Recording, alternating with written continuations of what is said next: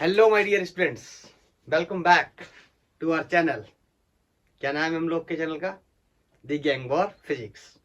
आज हम लोग बात करने वाले हैं इलेक्ट्रिक डाइपोल मोमेंट। हमने लास्ट लेक्चर में कंप्लीट किया था, इलेक्ट्रिक डाइपोल के बारे में बात की थी और डाइपोल मोमेंट के बारे में बात की थी, डाइपोल मोमेंट वेक्टर के बारे में बात की थी। तो यहाँ पे हम इलेक्ट्रिक डाइपोल की वजह से इलेक्ट्रिक फील्ड का कैलकुलेशन करने वाले हैं।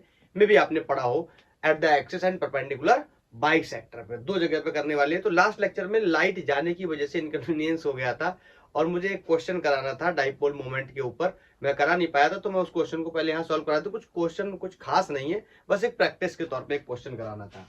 बोल रहा है two charges plus 5 microcoulomb and minus 5 microcoulomb are 1 millimeter apart. 1 millimeter apart. Calculate dipole moment. Calculate dipole moment. आप सबको पता है कि ऐसे करके हमने कल डिस्कस किया था, ये कोई प्लस चार्ज है, ये कोई एक माइनस चार्ज है। डाइपोल क्या होता था? A pair of charges equal and opposite charges। ये डिस्टेंस को हम 2L बोलते थे। बोलो तो डाइपोल मोमेंट वेक्टर तो हमें नहीं चाहिए, यहाँ पे डाइपोल मोमेंट पूछ रहा है, उसका मैग्नीट्यूड बताना है। तो Q into 2L vector form में लिखना होता तो इस तरीके से लिख देते। बोलो ये 2L डिस्टेंस कहाँ से होती थी? हमेशा नेगेटिव चार्ज से पॉजिटिव चार्ज की तरफ, और डाइपोल की जो डायरेक्शन होती थी वो भी हमेशा नेगेटिव चार्ज से पॉजिटिव चार्ज की तरफ होती है। तो यहाँ मैग्नीट्यूड निकालना है, तो वेक्टर के जो रिप्रेजेंटेशन है उसको हटा देता हूँ। तो यहाँ पे देख लेते कितना है, plus 5 microcoulomb and minus 5 microcoulomb. सबसे पहले तो हमें देखना क्या ये डाइपोल है। बिल्कुल एक पॉजिटिव चार्ज है, एक नेगेटिव चार्ज है, दोनों चार्जेस कैसे इक्वल है एंड अपोजिट इन नेचर है। तो रख देते हैं इनकी वैल्यू, किसी की वैल्यू रख देते हैं यहाँ पे। लेट्स से 5 माइक्रो का मतलब 10 टू द पावर माइनस 6, और ये क्या हो गया? कूलम। बोलो डिस्टेंस कितनी है? डिस्टेंस कितनी है? 1 मिलीमीटर। और अच्छा ऐसे करके बताता हूँ, नोट मत करना, भी गलत है। 2L की वैल्यू कितनी है? 1 मिलीमीटर। और ये क्या हो गया? गलत, गलत हो गया। कल भी मैंने आपको ये बात बताई थी कि यहाँ पे ये 2 नहीं रखना, ये 2L की ही जो वैल्यू है ये कितनी है? 1 मिलीमीटर। बस इसलिए क्वेश्चन कराना चाह रहा था ताकि आपका ये बेसिक तौर पे क्वेश्चन कभी गलत ना हो, ठीक है ना। तो ये डिस्टेंस हम कितनी लेते हैं? 2L, और 2L की ही वैल्यू कितनी है? 1 मिलीमीटर। तो ये क्या गलत है? यहाँ पे मैं सही कर दे रहा हूँ इसको। 1 एंड मिलीमीटर का मतलब 10 to the power minus 3 metre में कन्वर्ट कर दूंगा। बोलो, और ये कुलाब में आया था, ये मीटर में। आपको पता है इसका यूनिट कुलाब मीटर होता है। 10 to the power minus 6, 10 to the power minus 3, 10 to the power minus 9। बोलो 10 टू दी पावर माइनस 9, ये 5 आ गया। बोलो coulomb metre. 5 into 10 to the power minus 9 coulomb metre. ये हो गया क्या? हमारा डाइपोल मोमेंट वेक्टर का मैग्नीट्यूड, जो कि हमसे क्वेश्चन में पूछा गया था। अब हम लोग ये क्वेश्चन आप नोट कर लो, तब तक मैं जरा मार्कर को इंक डाल दूं। अब हम लोग इलेक्ट्रिक फील्ड का डिस्कशन करेंगे एक डाइपोल की वजह से। 2 पॉइंट पे करेंगे, एक परपेंडिकुलर बाइसेक्टर पे करेंगे, एक एक्सिस पे करेंगे। तो आप इसको नोट करके पहला हेडिंग लगा सकते हो, calculation of electric field at the axis of a dipole. ठीक है, मैं इसको हटा रहा हूं, हटाने के बाद में फिर हेडिंग लगाता हूं। ये प्रीवियस वीडियो में, प्रीवियस लेक्चर जो हम लोगों ने रिकॉर्ड किया था, उस लेक्चर में ये हो नहीं पाया था, लाइट का इशू हो गया था। मैं क्वेश्चन कराना चाह रहा था लेकिन मैं वहां तक पहुंच नहीं पाया। तो मैंने आपसे बोला था कि नेक्स्ट क्वेश्चन में मैं इसका छोटा सा क्वेश्चन ऐड कर दूंगा ताकि एक आपको आइडिया रहे कि किस तरीके का क्वेश्चन पूछा जाता है। तो अब हम लोग कैलकुलेशन करने जा रहे हैं। इस लेक्चर में हम लोग पढ़ाई करने वाले हैं इलेक्ट्रिक फील्ड के कैलकुलेशन की। तो calculation of electric field at the axis of a dipole. हमें डाइपोल के एक्सिस पे कैलकुलेट करना है क्या? Electric field. तो मैं इसका डायग्राम यहां पे बनाता हूं। लेट्स से ये कोई एक माइनस या प्लस चार्ज है, बोलो, और ये कोई एक माइनस चार्ज है। दोनों चार्जेस मैग्नीट्यूड वाइज क्या है? सेम है। डायरेक्शन वाइज क्या है? अपोजिट है। सॉरी, डायरेक्शन वाइज नहीं, मैग्नीट्यूड वाइज सेम है, नेचर वाइज क्या है? अपोजिट है। बताओ, यहां से यहां तक की डिस्टेंस जो हम लेते थे दैट वाज 2L। ये तो बनके हो गया हमारा तैयार क्या? डाइपोल। अच्छा, साथ ही साथ इसके साथ एक चीज और भी कर लेते हैं। बोलो डाइपोल मोमेंट वेक्टर की डायरेक्शन। सबको क्लियर है? हमेशा हमेशा हमेशा नेगेटिव चार्ज से पॉजिटिव चार्ज की तरफ। तो ये मैंने बना दिया पी वेक्टर। अब मुझे करना है इलेक्ट्रिक फील्ड का कैलकुलेशन एक्सिस पे। देखो अब मेरे पास उस साइड जगह है नहीं, मैं यहां पे कहीं पे देखने जाता हूं। मान लो इस पॉइंट पे, ये पॉइंट कोई है, इसका नाम है पी। मुझे यहाँ पे इलेक्ट्रिक फील्ड का कैलकुलेशन करना है। तो सबसे पहले तो हमें समझना पड़ेगा कि इलेक्ट्रिक फील्ड यहाँ बन रहा है, नहीं बन रहा है, या बन रहा है तो क्यों बन रहा है। मैंने आपको बताया कि ये डाइपोल के जो चार्जेस है इनके बीच में डिस्टेंसेस काफी छोटे हैं, चार्जेस भी छोटे हैं, ऑफकोर्स माइक्रो कूलम्स वगैरह में होते हैं या मिली कूलम्स वगैरह में होते हैं। तो बोलो ये कैसे बिहेव कर रहा है? पॉइंट चार्ज की तरह। और आपको पता है चाहे चार्ज पॉइंट हो या यूनिफॉर्मली चार्ज डिस्ट्रीब्यूशन हो, कोई फर्क नहीं पड़ता, इलेक्ट्रिक फील्ड बनता है स्टैटिक चार्ज से। ये बात आप जानते हो। तो यहाँ पे दो चार्जेस रखे हुए, तो दोनों चार्जेस की वजह से क्या बनेगा? इलेक्ट्रिक फील्ड बनेगा। अलग अलग जगह पे बने। आप पूछो क्या यहां नहीं बनेगा? बनेगा। क्या यहां नहीं बनेगा? बनेगा। क्या यहां नहीं बनेगा? बनेगा। हर जगह बनेगा। तो हम लोग क्या कैलकुलेट करने जा रहे हैं? हम लोग दो स्टैंडर्ड पैरामीटर पे कैलकुलेशन कर लेते हैं। कौन कौन से? एक एक्सेस पे, चाहे आप लेफ्ट साइड कर लो या आप राइट साइड कर लो, एक ही बात है। एक परपेंडिकुलर बाइसेक्टर पे ऊपर या नीचे कर लो, एक ही बात है। तो हम लोग पहला आर्टिकल कंप्लीट कर रहे हैं, calculation of electric field at the axis of dipole. आप इसको ध्यान से समझना, अगर आपको कोई प्रॉब्लम हो तो आप मुझसे पूछ सकते हैं। देखो मैं कुछ वैल्यूज को मानने जा रहा हूं, तो आप ध्यान से सुनना। बताओ ये डाइपोल है, अगर डाइपोल का मिड पॉइंट में इसको मान लूं तो बताओ ये पूरी डिस्टेंस 2l थी, तो ये कितनी बची? l। और ये भी कितनी बची? l। इसमें किसी को कोई भी प्रॉब्लम नहीं होनी चाहिए। मैंने आपको एक बात बताई थी, मैंने कहा था जब से हम लोग पढ़ाई कर रहे हैं इलेक्ट्रिक फील्ड एंड चार्जेस की, मैंने एक बात बताई थी, जिस जगह पे इलेक्ट्रिक फील्ड निकालनी सबसे पहले वहां किसका इंट्रोडक्शन करेंगे? चार्ज का। दैट्स व्हाई इलेक्ट्रिक फील्ड की डायरेक्शन क्या हो जाएगी? वहां पे क्लियर हो जाएगी। तो बताओ इस पॉइंट पे निकालने जा रहा हूं, तो इस पॉइंट पे सबसे पहले मैंने रखा टेस्ट चार्ज। बोलो ये चार्ज कैसा है? पॉजिटिव। ये चार्ज कैसा है? पॉजिटिव। तो ये इसको क्या करने वाला है? इसको क्या करने वाला है? रेपल करने वाला है। बोलो ये चार्ज कैसा है? नेगेटिव। और ये चार्ज कैसा है? ये वाला चार्ज कैसा है? पॉजिटिव। आपको पता है ये इसको क्या करेगा? ये नेगेटिव चार्ज है, ये पॉजिटिव चार्ज है, इसको क्या करेगा? अट्रैक्ट करेगा, इस वाले चार्ज को अट्रैक्ट करेगा। और मैंने आपको एक बात और बता रखी है, हम लोगों ने ये पढ़ाई भी कर रखी है। बताओ एरो एक छोटा एक बड़ा बनाना चाहिए था मुझे, तो मैं थोड़ा सा आपको इसको छोटा बना देता हूं। लॉजिक, रीजन, वजह मेरे सारे स्टूडेंट्स पहले से जानते हैं। बताओ आपको पता है पॉइंट चार्ज की वजह से इलेक्ट्रिक फील्ड क्या होता है? K Q upon simply R square. ठीक, अब देखो दोनों चार्जेस की वैल्यू क्या है? सेम है। तो इसमें इलेक्ट्रिक फील्ड डिपेंड करेगा डिस्टेंस के ऊपर। बोलो ये वाली डिस्टेंस क्या है? कम, तो इसकी वजह से फील्ड क्या होगा? ज्यादा। इसीलिए मैंने बोल दिया यहाँ पे ज्यादा है। लेट्स से इसको बोल दे रहा हूँ electric field due to a positive charge. बोलो ये डिस्टेंस क्या है? ज्यादा। तो डिस्टेंस अगर ज्यादा होगा तो फील्ड क्या होगा? कम।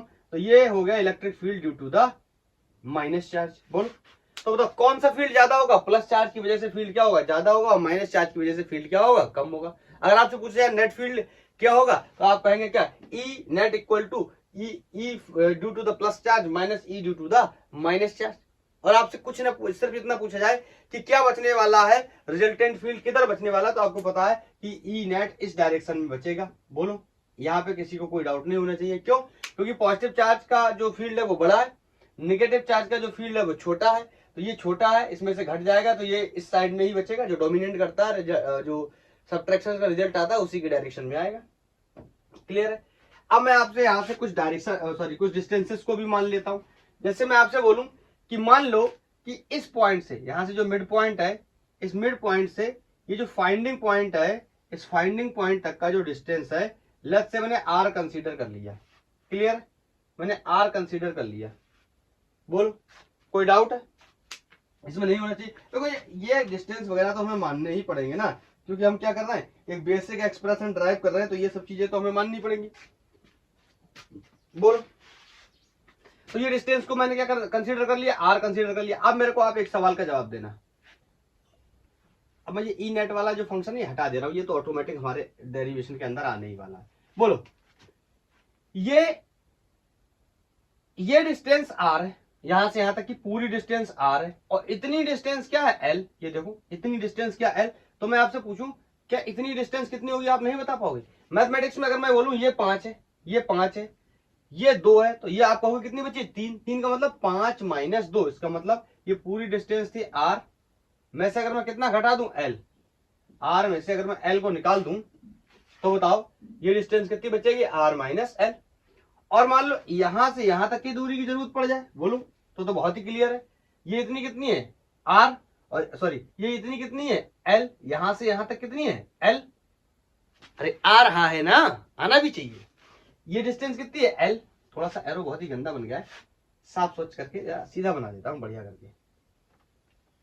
बोलो, कुछ लोग कहेंगे बढ़िया तो अभी भी नहीं बना है, लेकिन सही है, मेरे लिए यही बढ़िया है, इतने में मेरा काम हो जाएगा। बोलो ये डिस्टेंस कितनी है, l, और ये डिस्टेंस कितनी है, r। तो ये टोटल डिस्टेंस कितनी हो गई, r प्लस l। मेरे हिसाब से इसमें कोई डाउट किसी को नहीं होना चाहिए। बोलो, तो मैं आपसे बोलूं अगर कि net electric field at the point P, जो कि कहां है, एट एक्सेस पे है। बोलो एक्सेस पे, ये पॉइंट एक्सेस तो समझते ही ना, ये डायपोल की क्या हो गई, एक्सेस हो गई। अब एक्सेस तो समझते ही हो गए, इतना तो मैं नहीं मान रहा हूं इतने कमजोर मेरे स्टूडेंट होंगे। कुछ लोग कह रहे होंगे अपने स्टूडेंट्स की तारीफ कर रहे हो या बच के निकलना चाहते हो, नहीं, मैं रियली अपने स्टूडेंट्स की तारीफ कर रहा हूँ। क्लियर। तो यहाँ पे बोलो ई नेट कितना हो जाएगा, अगर मैं आपसे बोलूं ई नेट कितना होगा, ई नेट। आप बोलोगे सर ये दोनों फील्ड्स अपोजिट डायरेक्शन में, तो ऑफ कोर्स ये क्या होने वाले हैं, सब्ट्रैक्ट होने वाले हैं।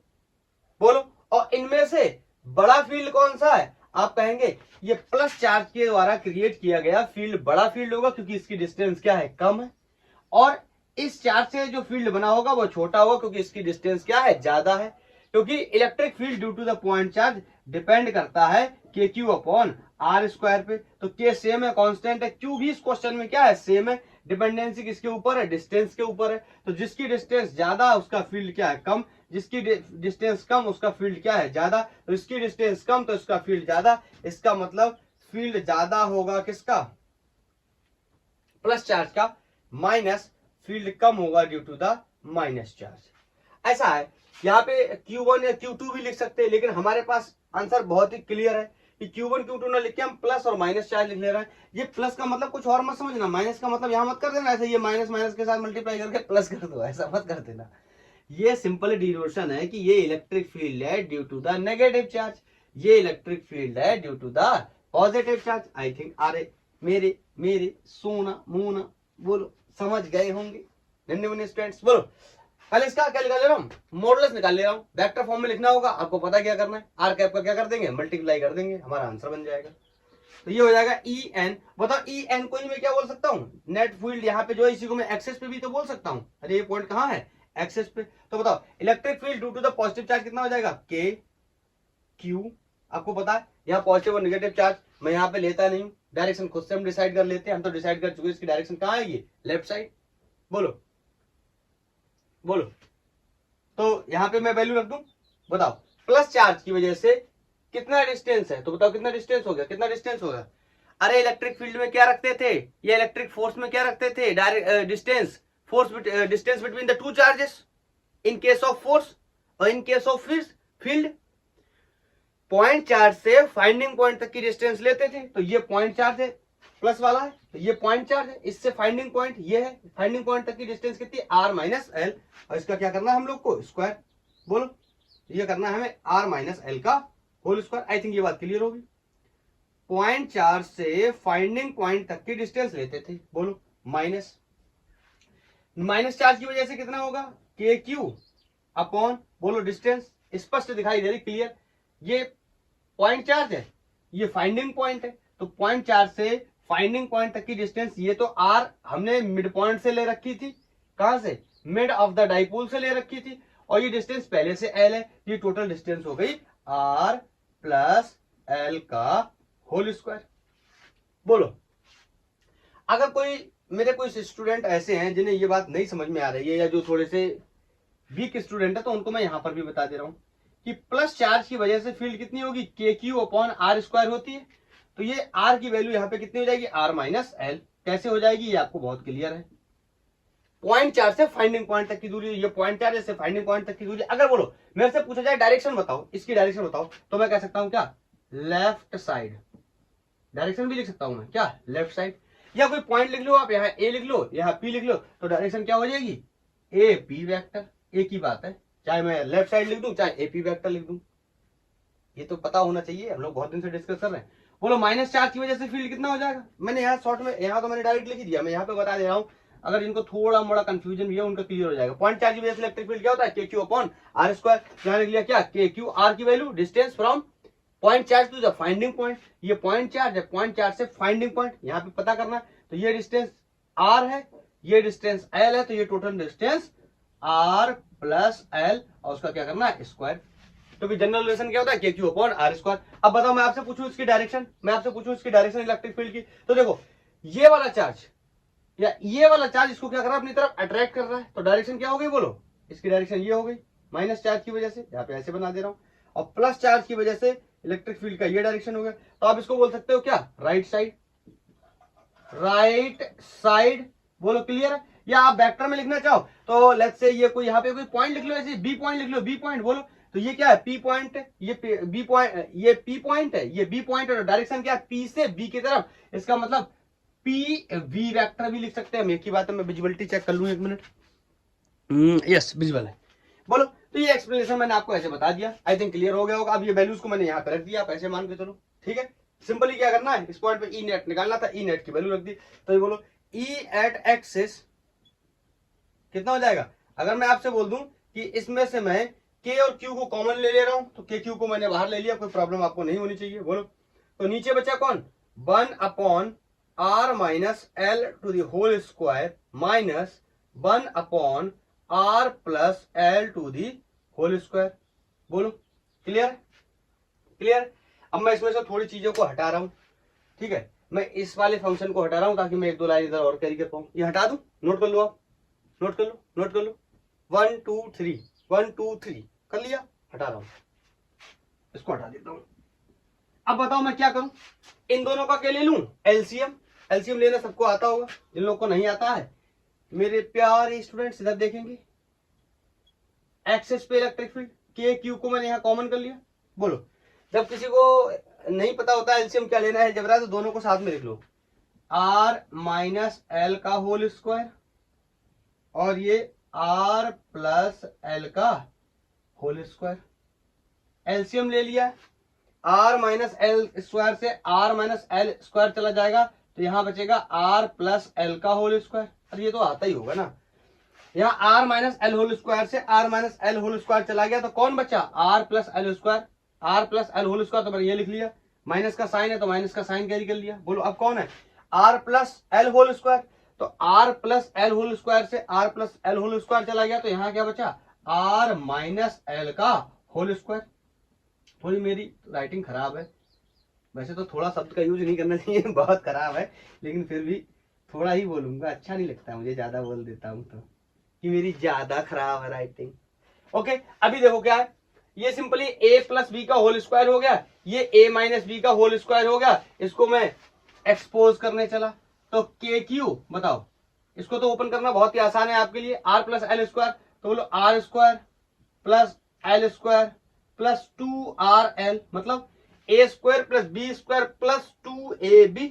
बताओ, अब देखो यार, यहाँ पे या तो मैं एक लाइन और बढ़ाऊं, चलो बढ़ा लेता हूं, डेरिवेशन फर्स्ट टाइम करा रहा हूं इसलिए। ये हो गया a माइनस बी का होल स्क्वायर, तो ये हो गया R square plus L square minus 2RL। बोलो अपॉन अपॉन, इसको पहचानते हो, इसको पहचानते हो, इसको जानते हो, इसको जानते हो, ऐसे बताता हूं, बताओ a प्लस बी और a माइनस बी को हम लोग क्या लिखते थे, यहां शायद विजिबल ना हो, यहां शायद विजिबल ना हो, बोर्ड बार बार छोटा क्यों पड़ जाता है, ये हेडिंग को ही हटा देता हूं। बोलो, इसको तो पहचानते होगे, अगर a plus B dot a minus B लिखा हुआ है, इसको हम लिख सकते हैं क्या, a square minus B square, simply ये भी यही लिखा हुआ है। ये R minus L whole square, अगर मैं इसको एक सेकंड के लिए हटा दूं, इसको एक सेकंड के लिए हटा दूं, एक सेकंड के लिए सुनना, तो आप इसको क्या लिख सकते हो, आप इसको लिख दोगे sir R square minus L square, ये लिख दोगे आप। अगर मैंने यहां पावर 2 चढ़ा दिया और यहां पावर भी 2 चढ़ा दिया तो क्या फर्क पड़ता है, आप इस पे भी पावर 2 चढ़ा दो, या फिर ऐसे लिख दो r⁴ माइनस l⁴। बोलो, ये एक ही चीज है, आपको पता भी होगा। तो मैं लिख दूं यहां पे r⁴ माइनस l⁴। बोलो क्लियर है। अब मैं यहां पे नोट करूंगा, तो आपने आई थिंक ये नोट कर लिया होगा, नहीं कर लिया तो 1 2 3 डन कर लिया होगा। अब हटाता हूं इसको, इस फंक्शन को आगे कैरी करके लेके आऊंगा मैं यहां से इस साइड में, तो यहां पे वैल्यू हो जाएगी, बोलो इलेक्ट्रिक फील्ड एट एक्सिस कितना हो जाएगा।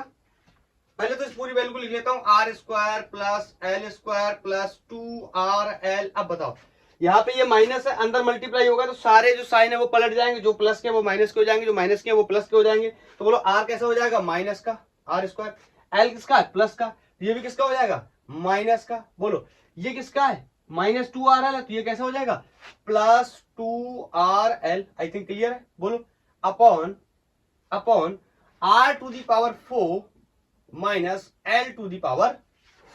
अब देखो जो एलिमिनेट हो रहा है उसको हटा देंगे, r² से r² मर गया, l² से l² मर गया, और ऊपर कितना बचा, e एट एक्सिस। बोलो कितना बचा, 2rl plus 2rl, this is going to be 4r। ओ हो, देखो फिर से ये के क्यों रह गया, अच्छा हुआ समय पे ध्यान आया, फिर से गड़बड़ हो जाता, पूरा नोट करना पड़ता। यहाँ पे एक के क्यू हमारा बचा हुआ था, e at axis. Let me check one time, is it visible और नॉट। हाँ यस विजिबल, वेरी विजिबल।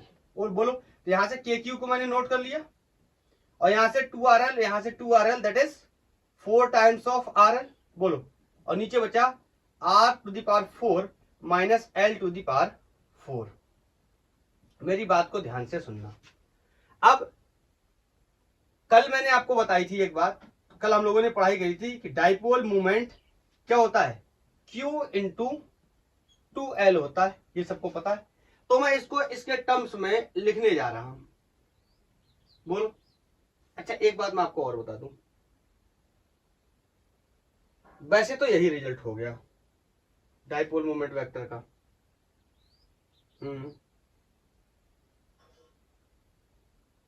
ठीक है, लेकिन ध्यान से सुनना, मैं यहां पे एक एजम्पशन लगाने जा रहा हूं, सुनते रहोगे मेरी बात तब क्लियर तरीके से समझ पाओगे। मैं यहां पे एक एजम्पशन लगाने जा रहा हूं। एजम्पशन ये है कि ये जो r है ना, ये बहुत बड़ा है l के मुकाबले। मुद्दे की बात समझना, मतलब आपको पता है ये डाइपोल के बीच के डिस्टेंसेस तो बहुत ही कम होते, नेकेड आई से इवन दिखाई भी नहीं देते डाइपोल हमें। बोलो बहुत छोटे डिस्टेंस होते। फिर ये बोल रहा है क्वेश्चन की, जो मैंने पॉइंट r लिया ना, यहाँ ये दोनों मान लो, एक ये चार्ज था पॉइंट चार्ज, एक ये चार्ज था, ये दोनों ऐसे रखे थे। लेकिन जो मैं कैलकुलेशन करने जा रहा हूँ इलेक्ट्रिक फील्ड का, लेफ्ट से वो यहां कहीं करने जा रहा हूं। मतलब ये r पॉइंट इस डाइपोल के डिस्टेंस के मुकाबले, या डिस्टेंस बिटवीन टू चार्जेस के मुकाबले बहुत ही ज्यादा है। इसका मतलब मैं बोल रहा हूं r is greater then l। तो मैं क्या कर सकता हूं, यहाँ पे l को क्या कर सकता हूं, इग्नोर कर सकता हूं। इसका मतलब l क्या कर जाएगा, टेंड कर जाएगा कहां, 0 की तरफ। यही बात मैं आपको बताने की कोशिश कर रहा हूं। अभी और भी कुछ बताना है, ये हो जाएगा के क्यू। बोलो, और यहां इसको मैं ऐसे लिख दूं, ये तो मल्टीप्लाई में कैसे भी लिख दूं, r इंटू 4l। या आपको प्रॉब्लम नहीं है तो ऐसे लिख देता हूं, चलो बाद में कन्वर्ट कर लूंगा। ये है के क्यू इंटू 4rl। बताओ, तो यहां से ये l क्या हो गया, 0, l की वैल्यू 0 होगी, तो यहाँ कितना बचा, r⁴।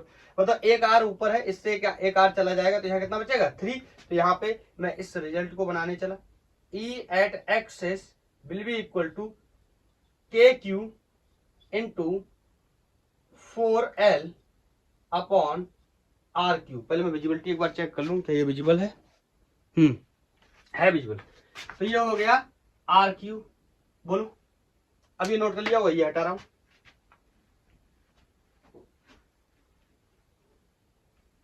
ठीक है, अब यहां पे मैं ऐसे लिखने चला।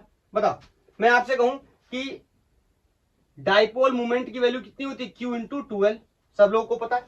बोलो, तो मैं यहां इसी को कन्वर्ट करने चला, तो क्या मैं इसको ऐसे लिख सकता हूं, E at axis, electric field eight axis will B, बोलो K Q इंटू 2L, बोलो K Q इंटू 2L, और इसको यहाँ 2 लिख दू, कोई दिक्कत, मल्टीप्लाई में किसी के साथ भी कर दो, आपको पता ही, तो बहुत ही बेसिक बात है। और मैंने इसको क्या बना लिया, डाइपोल मोमेंट, बोलो upon R to the power Q। तो यहां से E एट एक्सिस, बोलो कितना हो गया, ये K हो गया, ये 2, और ये Q इंटू 12 P के बराबर हो गया, तो ये कितना हो गया, K 2P अपॉन R3। ये हमारा रिजल्ट आ गया। It is the value of electric field at the axis of a dipole. बोलो क्लियर है? मैं पहले चेक कर लूं सब कुछ ठीक ठाक है, दिख रहा है, यस। अब इस आप रिजल्ट को नोट करो, फिर मैं एक दो बातें आपको और बताता हूं। आई थिंक कर लिया होगा इसको नोट, 1 2 3, 1 2 3, ओके डन। मैं इसको साफ कर रहा हूं।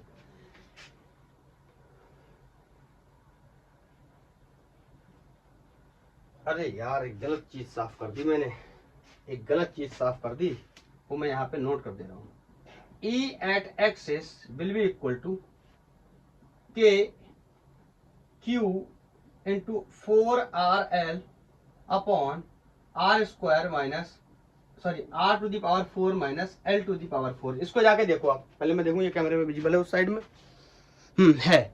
अब सुनना ध्यान से, मैं आपको एक बात बताऊं कि अगर क्वेश्चन ने मुझसे ये कहा, क्वेश्चन में अगर न्यूमेरिकल प्रॉब्लम ये कह रहा है कि R बहुत बड़ा है और L बहुत छोटा है, इसका मतलब मैंने जो एजम्पशन लिया था वो सही है, उसके बाद जो रिजल्ट आया था ये वाला रिजल्ट काम कर जाएगा और क्वेश्चन सॉल्व हो जाएगा।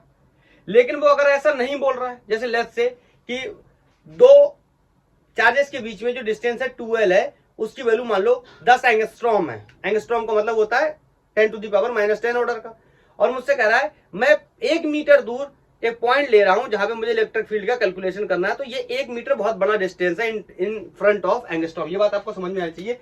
1 मीटर और एंगस्ट्रॉम होता है 10 टू द पावर -10 मीटर। बोलो क्या होता है, 1 एंगस्ट्रॉम। इसका मतलब ये क्या कह रहा है कि ये यही वाला केस है, हम नेग्लेक्ट कर सकते हैं। अरे बोलो, इसका मतलब हम क्या कर सकते हैं, नेग्लेक्ट कर सकते हैं। तो यहाँ पे हम इसको लगा देंगे, आपको पता 1 मीटर बहुत बड़ा है।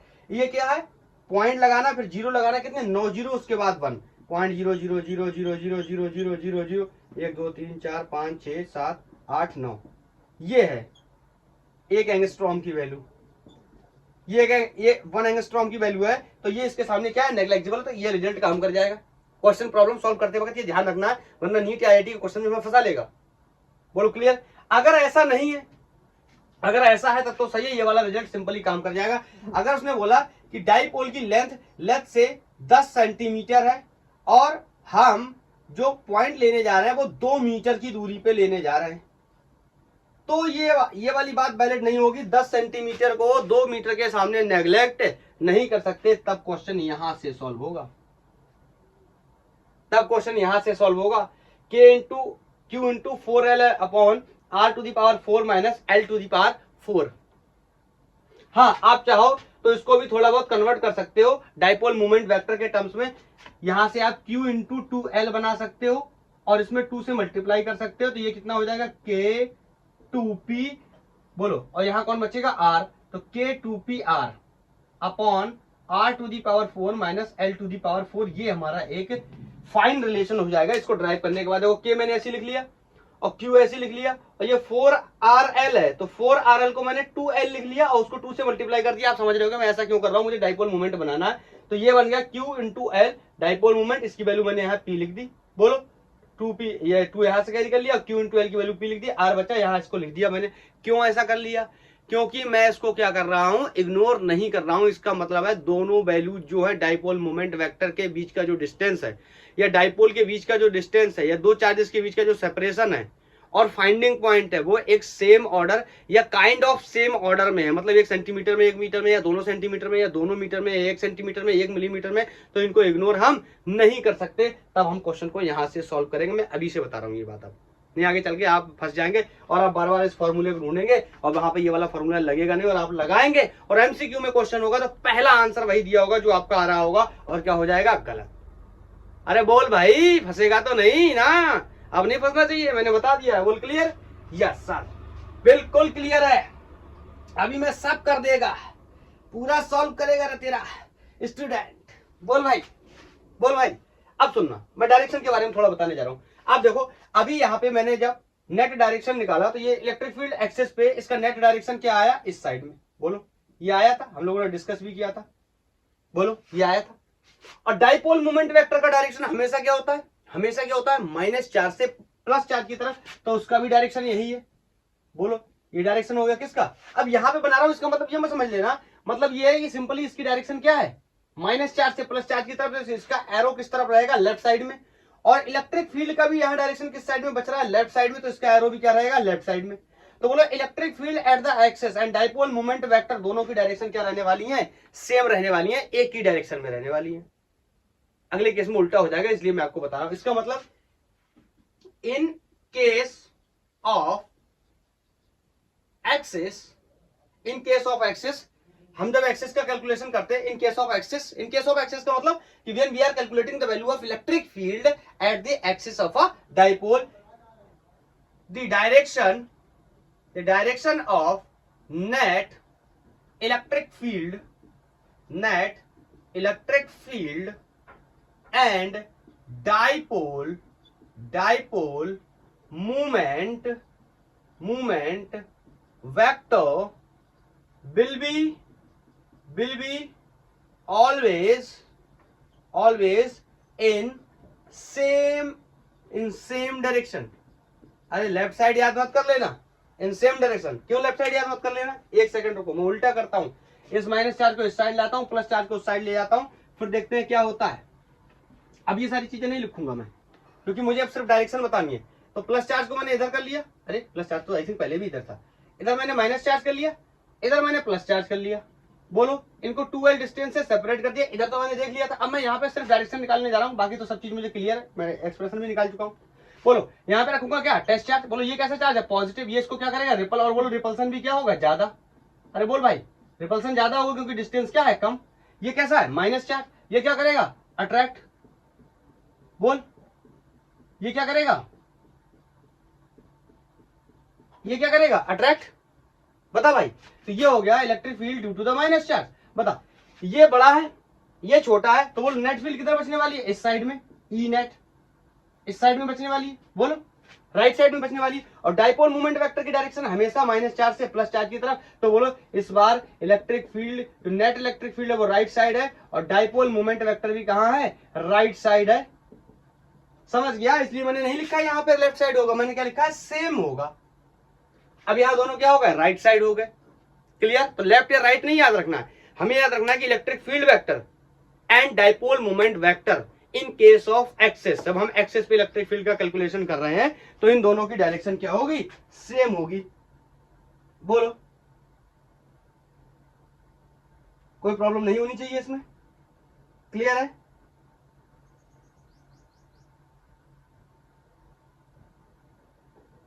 क्लियर है। अब मैं आपको एक बात और बता देता हूं, ये तो हो गया इसका मैग्नीट्यूड इलेक्ट्रिक फील्ड का।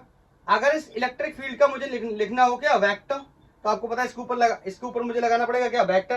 तो वेक्टर लिखने के लिए K2P अपॉन R क्यूब। बोलो, R क्यूब। अब मुझे ये है क्या, मैग्नीट्यूड। अगर मैं इसमें क्या कर दूं, डायरेक्शन का मल्टीप्लाई कर दूं, आपको पता है डायरेक्शन कौन देता है, यूनिट क्या, मैं बार बार पढ़ा चुका हूं। तो इसी को क्या कर दूंगा, मल्टीप्लाई, सॉरी, इसी के ऊपर क्या लगा दूंगा, वेक्टर। तो ये क्या बन गया, ये क्या बन गया, ये वेक्टर फॉर्म बन गया किसका, vector form of electric field at the axis of a dipole. तो ये कंप्लीट बातें हो गई। यहां पे एक बात मैं और बता दूं, छोटे छोटे एग्जाम्स में एक बात पूछी जाती है। बताओ, यहाँ इलेक्ट्रिक फील्ड पे देखो, एक्सेस के साथ कैलकुलेशन इलेक्ट्रिक फील्ड का क्या है, ई अपॉन प्रोपोर्शनलिटी क्या है, डिस्टेंस के साथ, E is inversely proportional to R cube. ऐसा पहली बार हुआ है इलेक्ट्रोस्टैटिक्स में, वरना आप जाके देखो फोर्स में प्रोपोर्शनलिटी क्या थी, K Q Q upon R square, मतलब फोर्स भी प्रोपोर्शनल था 1 अपॉन आर स्क्वायर के। बताओ, जब मैंने निकाला क्या इलेक्ट्रिक फील्ड की वैल्यू क्या थी, K Q upon R square. बोलो, K Q upon R square. तो इलेक्ट्रिक फील्ड की प्रोपोर्शनलिटी भी क्या थी, 1 अपॉन आर स्क्वायर। लेकिन ऐसा पहली बार हुआ है इलेक्ट्रोस्टैटिक्स में कि proportionality is 1 upon R cube. अब आप ये मत बोलना यहाँ पे मैं इसको वेक्टर रख दूंगा तो ये आर क्यूब हो जाएगा, तब जब इसका यहाँ वेक्टर खोलने जाओगे तो यहाँ पे वेक्टर अपॉन मॉडुलस आएगा तो ये आर टू दी पावर कितना हो जाएगा, 4 हो जाएगा। मतलब ये आर टू दी पावर 3 पहली बार प्रोपोर्शन में आया। तो एक क्वेश्चन ये भी बनता है, electric field due to the point charge and force between the two charges and electric field at the axis या परपेंडिकुलर बाइसेक्टर, वहां पे भी आर क्यूब ही आएगा। ये मैं आपको पहले से बता दे रहा हूं। तो किसकी प्रोपोर्शनलिटी कैसी होगी, तो ये क्वेश्चन ये बन गया। यहाँ फोर्स कैसा होगा, 1 अपॉन आर स्क्वायर के प्रोपोर्शनल। इलेक्ट्रिक फील्ड कैसा होगा, 1 अपॉन आर स्क्वायर के प्रोपोर्शनल। और electric field due to a dipole 1 upon R cube के ही प्रोपोर्शनल होगा, चाहे एक्सिस हो चाहे बाइसेक्टर हो। बाइसेक्टर के सभी हम लोग डिस्कस करने वाले। तो it is the all about the electric field due to a dipole at the axis. मुझे टाइम चेक कर लेने दो, क्या मैं इसमें ऐड कर सकता हूं दूसरा पार्ट? यस कर सकता हूं। ये 35 मिनट का अप्रॉक्स लेक्चर है। इसमें मैं परपेंडिकुलर बाइसेक्टर का भी केस ऐड कर दे रहा हूं। फिर उसके बाद एक नेक्स्ट लेक्चर हम लोग कर लेंगे किसका, इन दोनों के क्वेश्चंस का। उसके बाद हम लोग पढ़ाई करेंगे टॉर्क की।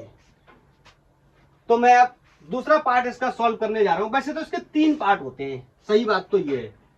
इलेक्ट्रिक फील्ड का कैलकुलेशन एट दी एक्सिस, चलो मैं बताता हूं। ऐसे ये प्लस चार्ज, ये माइनस चार्ज।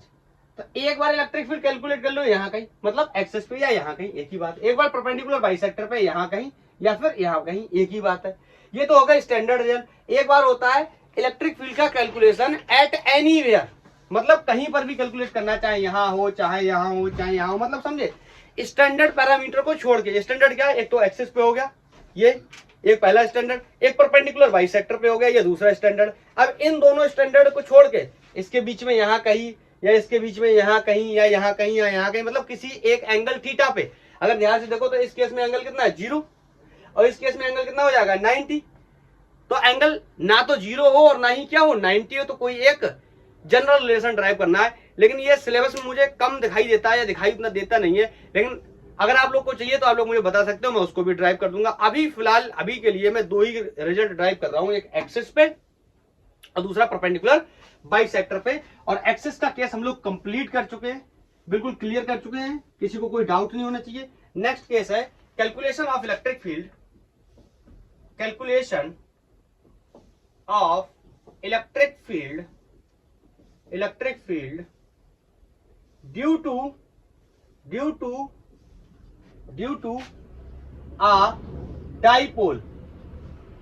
अ डाइपोल, अभी हमने कहा किया था, एक्सिस पे। अब हम करेंगे at perpendicular bisector, perpendicular bisector.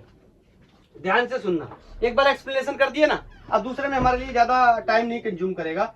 ये मान लो एक प्लस चार्ज है, बोलो, और ये एक माइनस चार्ज है। इनके बीच का कोई डिस्टेंस 12 है, बोलो क्लियर है। और परपेंडिकुलर बाइसेक्टर का मतलब होता है जो लाइन इसको बीच से काटती हुई जाए, डाइपोल को बीच से काटती हुई जाए, चाहे आप नीचे निकाल लो चाहे आप ऊपर निकाल लो, कोई फर्क नहीं पड़ता, सब कुछ सेम आने वाला।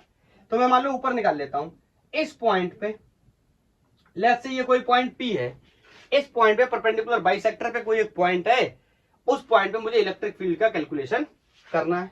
बोलो क्लियर है।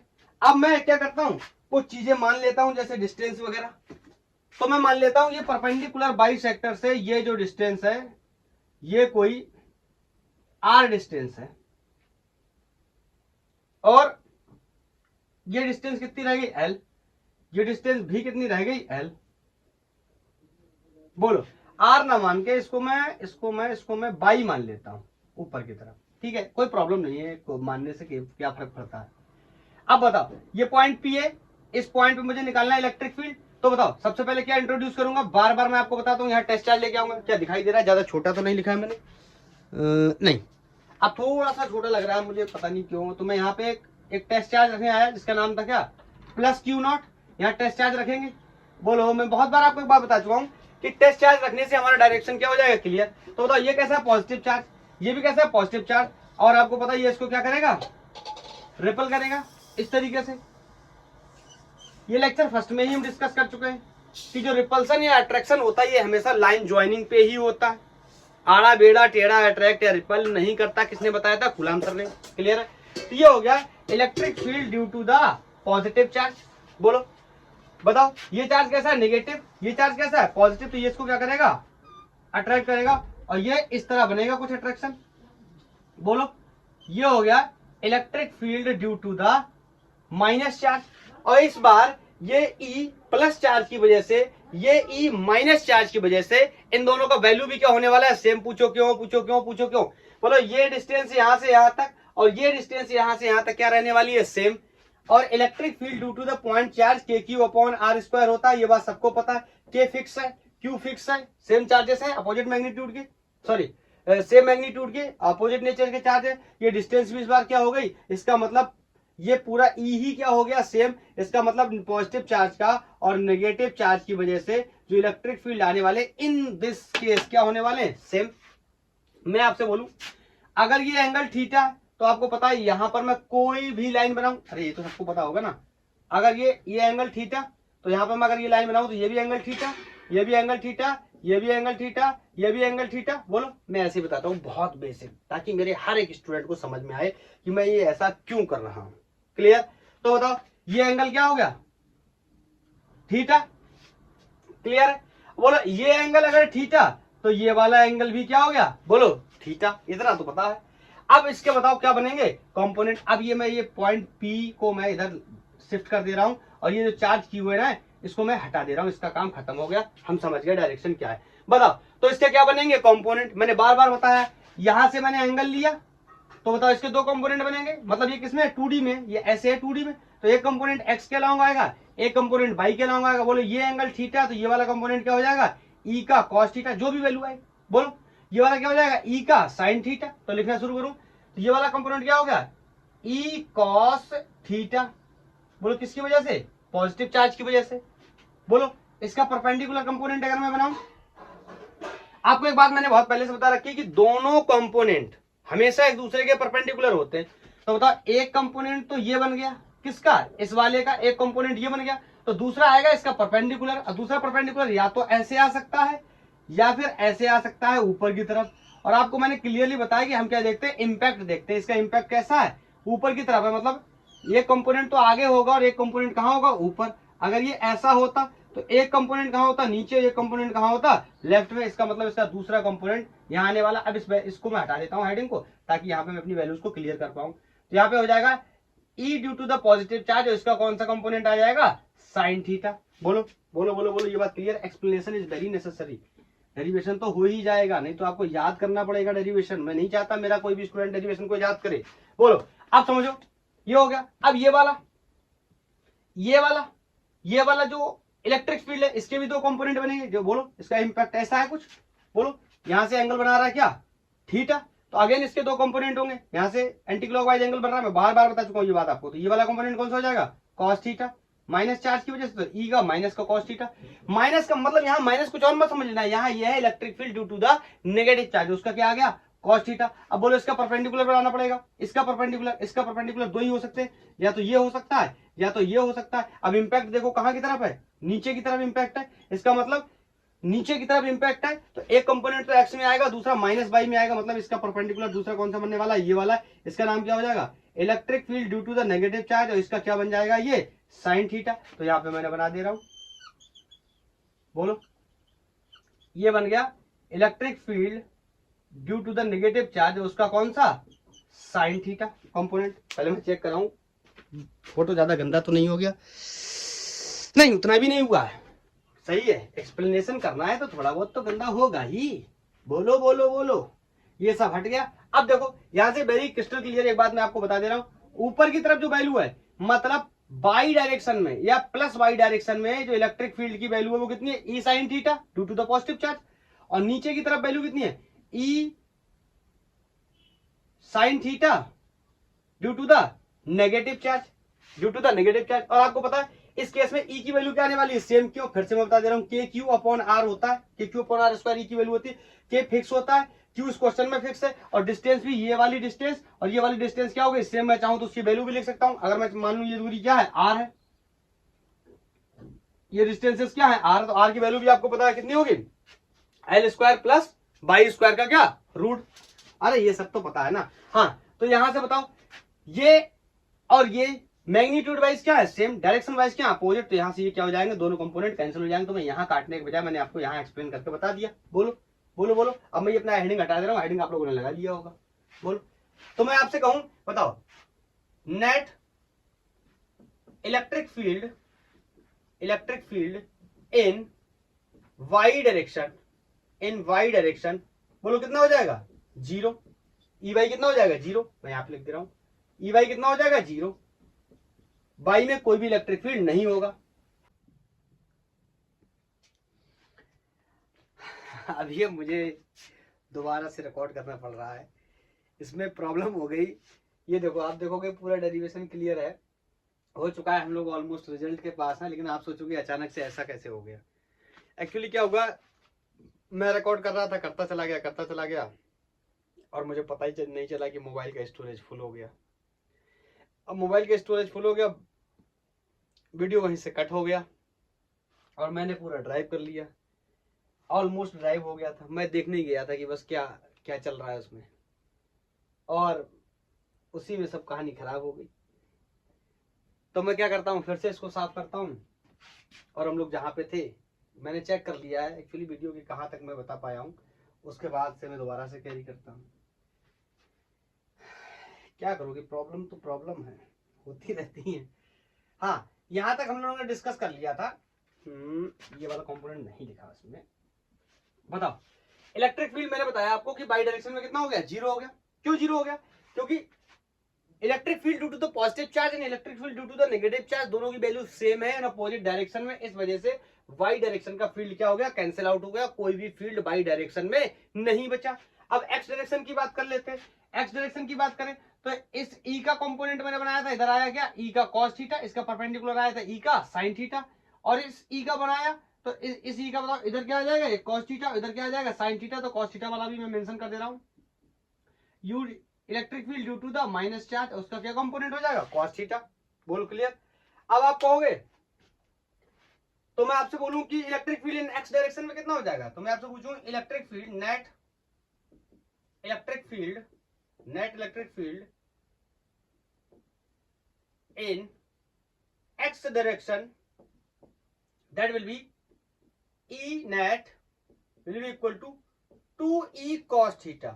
बोलो क्यों, E cos theta इसकी वजह से, और E cos theta का एक कंपोनेंट E cos theta इसकी वजह से, और दूसरा E cos theta इसकी वजह से। आप कहोगे 2E cos theta आपने क्यों लिख दिया, आपने तो पहले बताया था जब हमने वायर के बारे में पढ़ाई करी थी, आपने कहा था ये वायर है, इस वायर की वजह से इस पॉइंट पे ये क्यों लिया ना, इसका एक्सप्लेनेशन बता रहा हूं। इस पॉइंट पे आप कहते थे यहाँ पे एक एलिमेंट काटा था, इसकी वजह से यहाँ पे डी कोई फील्ड हुआ करता था। अब जल्दी जल्दी बता रहा हूं, तो यहाँ पे कोई डी कॉस थीटा आता था, इसका परपेंडिकुलर यहाँ कोई डी साइन थीटा आता था। बोलो, इस वाले सेगमेंट को काटता था तो इसकी वजह से भी यहाँ डी आता, तो यहाँ डी कॉस थीटा आता, तो यहाँ डी ऐसे इसकी वजह से सबकी वजह से यहाँ डी कॉस थीटा और यहाँ पे डी साइन थीटा। और इस साइड से अगर मैं काटता था तो आप बोलते थे कि इसका ये डीई का कंपोनेंट इधर क्या आ जाएगा, डीई का कॉस थीटा, और इधर क्या आ जाएगा, डीई का साइन थीटा। मतलब इसका भी काटूंगा तो भी यहाँ डी साइन थीटा, यहाँ डी कॉस थीटा, यहाँ काटूंगा यहाँ डी साइन थीटा, यहाँ डी कॉस थीटा, ये वाला काटूंगा D cos theta D sine theta, ये वाला काटूंगा D cos theta D sine theta. फिर आपने यहाँ पर ये D E cos theta plus D E cos theta को two D E cos E cos theta plus E cos theta को यहाँ पे आपने टू ई कॉस थीटा क्यों बोल दिया। और यहाँ पे आप कहते थे कि ये बाई वाले सारे कैंसिल हो जाएंगे, यहाँ पे एक्स में बचेगा वैल्यू होगी ई कॉस थीटा या डी ई कॉस थीटा, और इसको क्या करेंगे, इंटीग्रेट करेंगे। इसको क्या करेंगे, इंटीग्रेट करेंगे। इंटीग्रेट करके हम आंसर निकालते थे, चाहे वायर का केस हो चाहे रिंग का केस हो। और आपने यहाँ पे बोल दिया, आपने यहाँ पे जब बारी आई थी तो आपने कह दिया था कि अलजेब्रा ऐसे नहीं जोड़ता है, डी कॉस थीटा में जुड़ेगा। यहाँ पे आपने कैसे जोड़ दिया, आपने कह दिया था यहाँ डी कॉस थीटा का इंटीग्रेशन करेंगे, यहाँ पे ऐसा क्यों नहीं कर रहे। यहाँ पे मैं आपको बताता हूँ, मैं सिर्फ इसलिए बता रहा हूँ सारी चीजें ताकि आपको बिल्कुल कोई डाउट ना हो कहीं पे ऐसा क्यों हो गया। मुझे ऐसा लगता है, मैं पढ़ता था तो मुझे ये सब चीजें बहुत परेशान करती थी, इस वजह से मैं बताता हूँ। अगर आपको ये थोड़ा बहुत लग रहा है कि मेरे को सब पता है, ये फालतू का हो रहा है तो आप स्पीड बढ़ा लो, यहाँ पे थोड़ा सा स्किप कर दो 1-2 मिनट के लिए, बस आपका काम हो जाएगा। ओके सुनो, एक ये पॉजिटिव चार्ज है, ये नेगेटिव चार्ज। बोलो यहाँ पे सिर्फ कितने चार्ज है? 2। डाइपोल के केस में सिर्फ कितने चार्ज है? 2 चार्जेस हैं।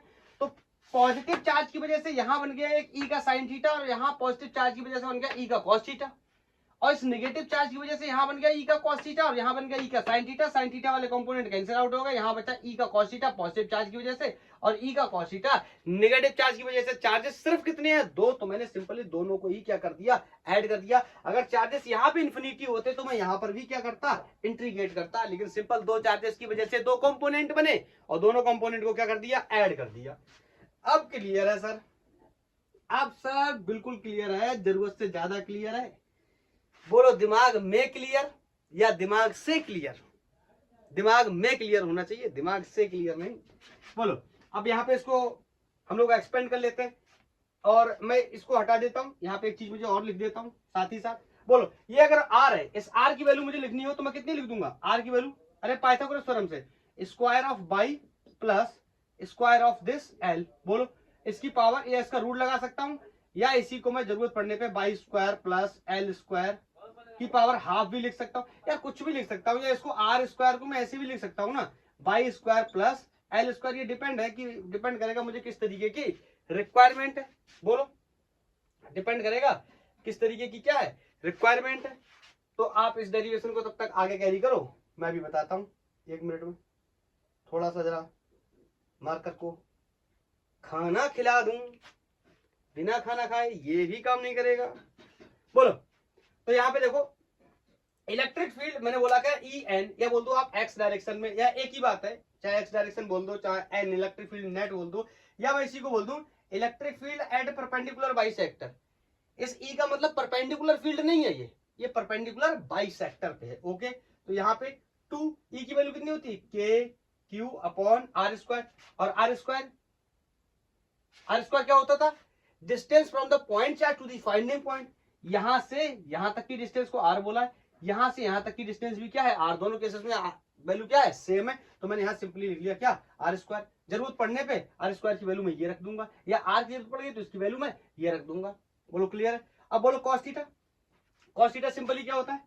कॉस थीटा को हटाना हो तो बेस अपॉन हाइपोटेनस। बताओ ये एंगल है थीटा, आपको तो ये पता ही होगा ना। अगर ये एंगल थीटा, तो क्या कोई भी लाइन बनाऊं इस तरीके से तो ये सारे एंगल क्या बनते हैं? थीटा ही बनेंगे। तो बोलो यहां से निकाल ले रहा हूँ कॉस थीटा। कॉस थीटा क्या होता है? बेस की वैल्यू कितनी है? L upon hypotenuse. हाइपोटेनस की वैल्यू कितनी है? आर। तो बोलो कॉस थीटा की वैल्यू कितनी होगी? L upon R. इसको भी मैं यहां से हटा दे रहा हूँ क्या? L upon R. अब बताओ E at perpendicular bisector will be 2k Q L upon R cube. बोलो इसमें कोई प्रॉब्लम नहीं होनी चाहिए। बोलो और यहां पे ध्यान से देखो, ई एट परपेंडिकुलर बाइसेक्टर, अगर मैं इसको थोड़ा सा सही करके लिख लूं, कैसे लिख लूं? के इंटू क्यू इंटू 2l। समझ गए होंगे कुछ लोग मैं ऐसा क्यों लिख रहा हूं। बोलो बताओ मोमेंट, डाइपोल मोमेंट क्या होता है? q into 2l। बोलो डाइपोल मोमेंट क्या होता है? q into 2l। तो ये क्या बना लिया मैंने? Dipole moment. इसमें कोई प्रॉब्लम भी नहीं, मल्टीप्लाई में किसी को भी आगे किसी को भी पीछे हम लिख सकते हैं। अब बोलो आर की वैल्यू कितनी है? आर की वैल्यू क्या? Y square plus L square का, y square plus L square का क्या? Whole square. बोलो बाई स्क्वायर की वैल्यू क्या है? सॉरी आर की वैल्यू क्या? Y square plus L square का होल स्क्वायर। तो ये मैंने लिख दिया y square plus L square, और उसकी पावर कितनी है? हाफ। उसकी पावर कितनी है? 3। मैं ऐसे मेरे स्टूडेंट को कंफ्यूजन हो सकता है। बिल्कुल भी वो काम नहीं करना जहां पे मेरे किसी भी स्टूडेंट को कंफ्यूजन हो। मतलब ये आर की वैल्यू कुछ भी हो, उसकी पावर मुझे क्या करना है? 3 करना है। ओके बोलो अब इसकी वैल्यू में लिखने चला। आर की क्या है? Y square plus L square to the power half. अब बोलो ये अंदर क्या हो जाएगा? मल्टीप्लाई। बोलो क्लियर है? तो मैं इसको यहां लिख देता हूं आगे यहीं पे, electric field at perpendicular bisector will be equal to, बोलो ये क्या हो गया? के, ये क्या हो गया? पी। बोलो अपॉन ये क्या हो गया? पावर 3/2, मतलब by square plus L square to the power 3/2। Clear? ये हो गया electric field at the perpendicular bisector. और आपको पता है एक एजम्पशन भी लगा लेंगे। बोलो एक एजम्पशन भी लगा लेंगे। इतना नोट कर लिया? तो फिर वही बात है, अगर इन दोनों की डिस्टेंसेस सेम मैग्नीट्यूड की है, सेम मैग्नीट्यूड की मतलब सेम यूनिट के, 1 सेंटीमीटर में है, दोनों सेंटीमीटर में, दोनों मीटर में है, या 1 सेंटीमीटर में, 1 मीटर में, 1 मिलीमीटर में, तो कंपेरेबल है। कहीं ऐसा ना हो कि एक एंगस्ट्रॉम है और एक का 1 मीटर है या 2 मीटर है या 5 मीटर है, मतलब नेग्लेक्जिबल डिस्टेंस जब हो जाएंगी तो ये हट जाएगा। और जब तक जो मैग्नीट्यूड है कंपेरेबल रहेगा तब तक क्वेश्चन यहां से सॉल्व होगा, ये बात ध्यान रखना। और इसमें एक चीज मैंने छोड़ दी है, इसमें क्या एक चीज मैंने छोड़ दी है, इसमें क्या मेरे से एक चीज छूट गई है? नहीं नहीं नहीं, कुछ भी नहीं छूटा। एक मिनट मुझे चेक कर ले लो, कोई प्रॉब्लम तो नहीं है।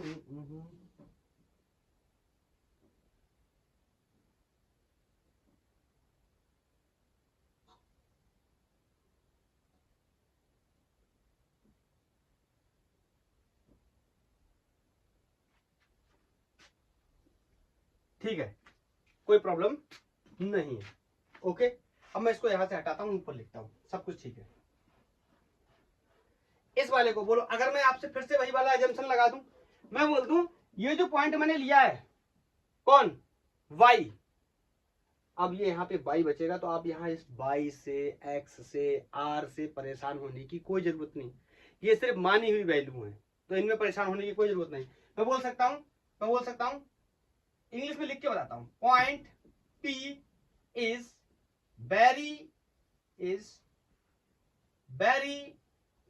Very far apart. क्या है, बहुत दूर है, इसका मतलब y is greater than to the l। l का मतलब समझ गए, जो डाइपोल के बीच की डिस्टेंस है उसकी आधी डिस्टेंस से भी उससे बहुत दूर है। अरे डाइपोल की पूरी डिस्टेंस से भी बहुत दूर होता तो भी कोई फर्क नहीं पड़ता। डाइपोल के बीच की डिस्टेंस क्या होती है, बहुत ही छोटे ऑर्डर की होती है, एंगस्ट्रॉम लेवल की, माइक्रोमीटर लेवल की, नैनोमीटर लेवल की। बोलो क्लियर? इसका मतलब मैं यहां से l को क्या कर सकता हूं, 0, तो बोलो यहाँ पे l को जब 0 रखूंगा तो E at perpendicular bisector K P upon, बोल क्या बचेगा, y square to the power 3/2, और l की वैल्यू क्या हो जाएगी यहाँ पे 0। बोलो, और इस स्क्वायर पावर से ये 1/2 पावर कैंसिल हो गया, तो यहाँ पे वैल्यू कितनी बची, E at perpendicular bisector will be kp upon y to the power cube. मैं दोबारा से बता दे रहा हूं, ये बाई एक्स आर जेड, इनसे भ्रमित मत होना कि पिछले केस में आर आ गया था। मुझे भी यहाँ पे मैं अगर इसको बाई ले लेता तो सब बदल जाते, लेकिन मैं दोबारा से सबको बदलूंगा नहीं, मैं इसको बाई में छोड़ दूंगा, क्या फर्क पड़ता है, बाई है, एक्स है, आर है। ओके, तो ये रिलेशन कब लगेगा ये आपको पता है ना, जब डाइपोल के बीच में जो डिस्टेंसेस है वो एंगस्ट्रॉम या नैनोमीटर लेवल के हो, और जो फाइंडिंग पॉइंट का डिस्टेंस हो वो सेंटीमीटर या मीटर लेवल का हो, तो इसको हम इग्नोर करके ये वाला रिजल्ट लगा सकते हैं। अगर ऐसा नहीं हुआ, कंपेरेबल है, तो यहां से लगेगा। बोलो बोलो बोलो, क्लियर? अब मैं इसको हटा रहा हूं, इसके बारे में एक दो बात बता देता हूं। ये तो वैल्यू आ गई हमारी electric field at the perpendicular bisector, ये रिजल्ट आपको याद होना चाहिए।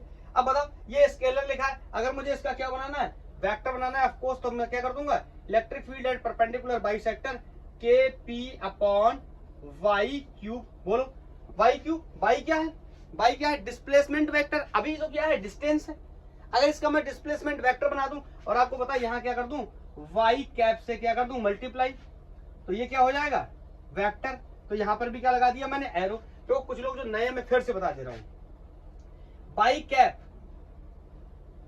थोड़ा सा एक्सप्लेन करके बताता हूं। एक वेक्टर जो होता है उसके अंदर दो चीजें होती हैं, एक होता है मैग्नीट्यूड उसका, और दूसरा होता है उसका डायरेक्शन। लेट्स से कोई वेक्टर बाई है तो उसका मैग्नीट्यूड बाई होगा, वेक्टर बाई का मैग्नीट्यूड बाई है, और उसकी डायरेक्शन वाई कैप है। तो जो डायरेक्शन वाई कैप है ये क्या हो जाएगा, vector of by upon modulus of by. बस मैं यही बताने की कोशिश कर रहा हूं आपको। तो ये हो गया उसका क्या, वेक्टर फॉर्म। ये हटा देता हूं,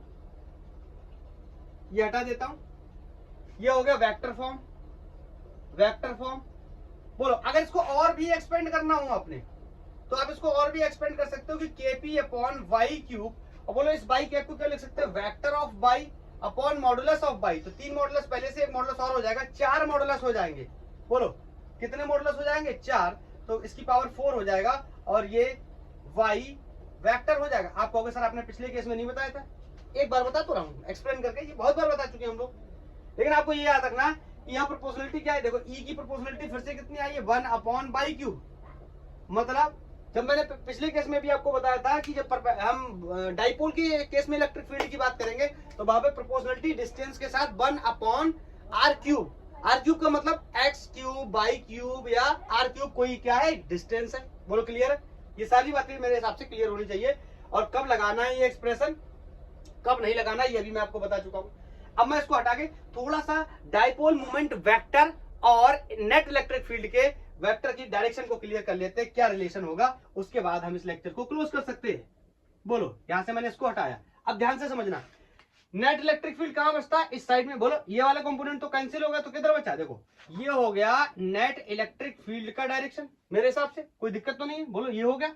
अगर इस साइड बनाता तो इधर हो जाता। चलो यहाँ पे बना के बताता हूँ। यहाँ पे अगर मैं नेगेटिव चार्ज कर लेता, यहाँ पे अगर मैं पॉजिटिव चार्ज कर लेता, उल्टा कर लिया, उल्टा। यहाँ प्लस था तो यहाँ माइनस कर लिया, यहाँ माइनस था तो यहाँ प्लस कर लिया, ये पॉइंट बना लिया। अब सिर्फ डायरेक्शन बता रहा हूँ तो ज्यादा चीजों की बात यहाँ पे नहीं करूंगा। तो बोलो, ये पॉजिटिव चार्ज है तो इसको क्या, सॉरी, जब मैं यहाँ पे लेके आऊंगा क्या, पॉजिटिव टेस्ट चार्ज, तो ये कैसा नेगेटिव चार्ज, ये क्या पॉजिटिव चार्ज, तो इसको क्या करेगा, ऐसे बोलो, ऐसे अट्रैक्ट करेगा। ये इसको क्या करेगा, ऐसे बोलो रिपल करेगा। तो यहाँ पे electric field due to the positive charge आएगा, यहाँ पे electric field due to the minus charge आएगा। अब फिर से इनके कंपोनेंट बनाएंगे, वो सब मैं यहाँ कर चुका हूँ, तो मैं यहाँ सिंपली आपको बताता हूँ। यहाँ पे क्या जाएगा, प्लस चार्ज की वजह से ई कॉस थीटा, और एक माइनस चार्ज की वजह से जो फील्ड बना उसका कॉस थीटा। तो बोलो, इसमें नेट फील्ड का डायरेक्शन क्या आ गया, राइट साइड। इधर क्या आया था नेट फील्ड का डायरेक्शन, लेफ्ट साइड। तो ये याद नहीं करना हमें लेफ्ट साइड आएगा राइट साइड आएगा, मैं देख के पता करना। हाँ, दूसरी चीज देखते हैं, डाइपोल मोमेंट वेक्टर का direction always always always from the positive charge to the, sorry, always from the negative charge to the positive charge. बोलो, ये कैसा चार्ज है, नेगेटिव चार्ज, और ये कैसा है, पॉजिटिव चार्ज। तो इस केस में जो डाइपोल मोमेंट वेक्टर का डायरेक्शन है उसका हो जाएगा डायरेक्शन क्या, राइट साइड से लेफ्ट साइड की तरफ। तो एरो मैंने बना दिया। और इलेक्ट्रिक फील्ड का जो नेट डायरेक्शन है वो हो रहा है राइट साइड की तरफ। देखो क्लियर है? आप चाहो तो इस केस में भी बना लो, इस केस में बना लो, इस केस में मैं आपको बना के बताता हूँ, इस केस में आपको बना के, चलो यहाँ पे बताता हूँ। तो बोलो, ये तो डायरेक्शन हो गया फिक्स किसका, डाइपोल मोमेंट वेक्टर का, कहां से, नेगेटिव चार्ज से पॉजिटिव चार्ज की तरफ। और यहाँ पे इलेक्ट्रिक डाइपोल मोमेंट वेक्टर की डायरेक्शन क्या आ गई, लेफ्ट साइड से राइट साइड। और नेट इलेक्ट्रिक फील्ड की डायरेक्शन देखो ये आ रही लेफ्ट साइड, यहाँ पे हम डिस्कस भी कर चुके हैं। इसका ये वाला कंपोनेंट कैंसिल हो जाएगा, तो ये दोनों कंपोनेंट इस डायरेक्शन में बचेंगे, लेफ्ट साइड। तो बताओ, यहाँ पे इलेक्ट्रिक फील्ड की डायरेक्शन क्या है, लेफ्ट साइड, और डाइपोल मोमेंट वेक्टर की डायरेक्शन क्या आई है, राइट साइड। पिछले वाले केसेस में इलेक्ट्रिक फील्ड और डाइपोल मोमेंट वेक्टर की डायरेक्शन क्या आई थी, सेम डायरेक्शन में। और इस केस में इलेक्ट्रिक फील्ड और डाइपोल मोमेंट वेक्टर की डायरेक्शन हमेशा क्या होगी, इन अपोजिट डायरेक्शन। चाहे आप कैसे भी करके देख लो, मैंने पॉजिटिव चार्ज को इधर करके देखा तो इलेक्ट्रिक फील्ड की डायरेक्शन राइट साइड आई है नेट, और डाइपोल मोमेंट वेक्टर की डायरेक्शन लेफ्ट साइड आई है। जब मैंने प्लस चार्ज को इधर भेज दिया और ये माइनस चार्ज को इधर करके देखा तो नेट इलेक्ट्रिक फील्ड की डायरेक्शन लेफ्ट साइड आई है, और जो डाइपोल मोमेंट वेक्टर है उसकी डायरेक्शन हमेशा फिक्स है, माइनस चार्ज से प्लस चार्ज की तरफ। इसका मतलब मैं एक बात कह सकता हूं क्या, बोलो बोलो, the direction of E net या net electric field and dipole moment vector in case of perpendicular bisector will be always in opposite direction। कोई डाउट नहीं होना चाहिए।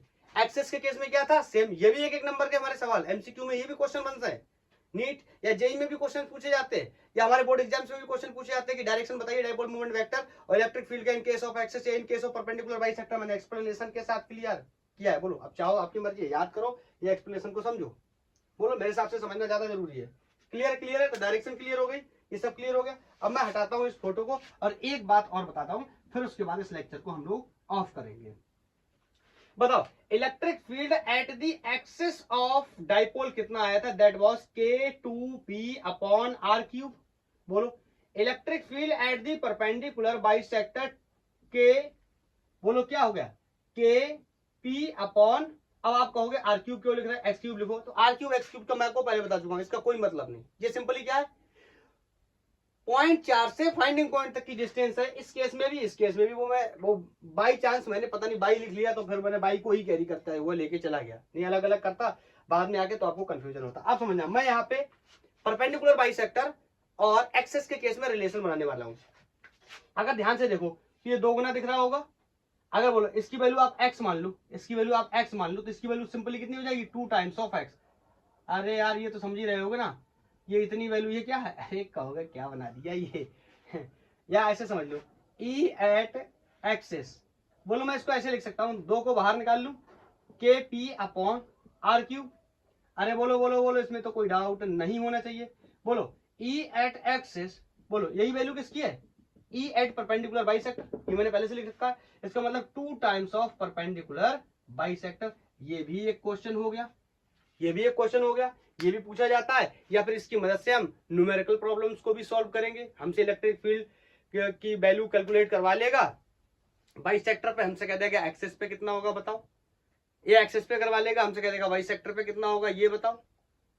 कुछ भी हमसे पूछ सकता है, या हमसे सिर्फ यही पूछ सकता है which of the following relation is correct regarding to the field at axis of a dipole and perpendicular bisector of a dipole. तो ये क्लियर होने वाला है कि एक्सेस पे फील्ड क्या होगा, दुगना होगा किसका, परपेंडिकुलर बाइसेक्टर पे। या इसका और सिंप्लीफिकेशन भी लिख सकते हैं कि इलेक्ट्रिक फील्ड एक्सेस पे क्या हो जाएगा, आधा हो जाएगा परपेंडिकुलर बाइसेक्टर के कंपैरिजन में। अरे एक ही बात तो है, इलेक्ट्रिक फील्ड एक्सेस पे दुगना है, सॉरी हाँ इलेक्ट्रिक फील्ड एक्सेस पे दुगना है किसका, परपेंडिकुलर बाइसेक्टर का। या ऐसे ही बोलते हैं परपेंडिकुलर बाइसेक्टर पे फील्ड इलेक्ट्रिक फील्ड के एक्सेस का कितना, आधा। तो ये दोनों ही बातें सही हैं, इन दोनों ही बातों को यूज करके हम न्यूमेरिकल प्रॉब्लम्स को भी सॉल्व कर सकते हैं। बोलो तो इस तरीके से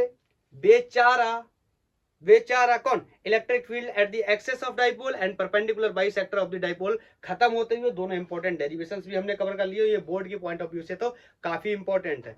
बोलो अब इसका नेक्स्ट लेक्चर हम लोग रिकॉर्ड करेंगे जिसके अंदर हम डिस्कस करेंगे किसका, इसके क्वेश्चंस का। ओके, तो उसका सेपरेट वीडियो बनाने वाले हैं हम लोग, कितना लगभग कोई 40-50 मिनट का, जो भी मिल जाएंगे मुझे अच्छे क्वेश्चंस, मैं आपको 7-8-10 क्वेश्चंस का वीडियो क्लियर कर लेंगे। उसमें मैं आपको क्वेश्चन का पूरा कॉन्सेप्ट क्या कर दूंगा, एक्सप्लेन कर दूंगा। आई होप ये बहुत ही अच्छे से पढ़ाया गया है, आपको बहुत ही अच्छे से समझ में आया होगा। अगर आपका फिर भी कोई सजेशन है तो आप मेरे को बता सकते हो। आज के लिए इतना ही, थैंक यू, धन्यवाद।